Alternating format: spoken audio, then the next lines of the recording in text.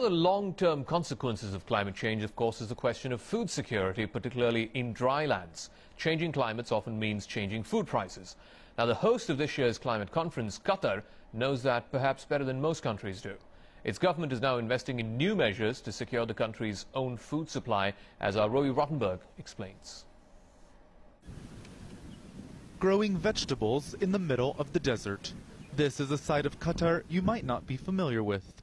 A country with no rivers, no lakes, almost no rain, and an often unrelenting sun. Temperatures here can top 50 degrees Celsius. This is now coming out of the ground. There are many problems for farming in Qatar. The water, the land, finding experienced labor, and of course, investment. Qatar grows 10% of its food and imports nearly 90%.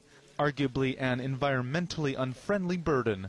The government here wants those figures practically reversed, setting a deadline of 2024 to achieve food independence and thus food security.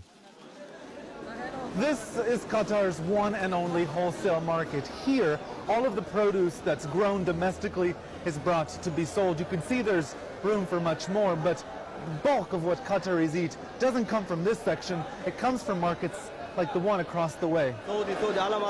These cauliflowers came from neighboring Saudi Arabia. Other produce traveled much further, Lebanon and South Africa, for example. For generations, the small population here relied on local fish and dates. But as their numbers grew, so too did the demands for food which had to be brought in from abroad. People have that perception that the imported goods, the imported produce has higher quality than the local grown produce. That's one of the main challenges that we're facing. Scientists say as temperatures rise, more land dries. Now more than 40% of the world's land surface. Some 2 billion people live on dry lands, vulnerable to the changing winds. Literally. Severe global weather in 2007 and 2008 led to some supermarket shelves here being empty for days.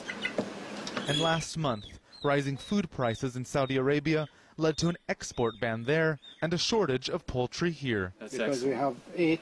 Remer Lane is advising the Qataris, among the world's wealthiest people, on how to avoid such exposure. We're also looking at certainly the desalination of water. We're examining everything from dehumidification to what we can do with that water. One priority seems to be grow more. Roee Ruttenberg, CCTV, in Doha, Qatar.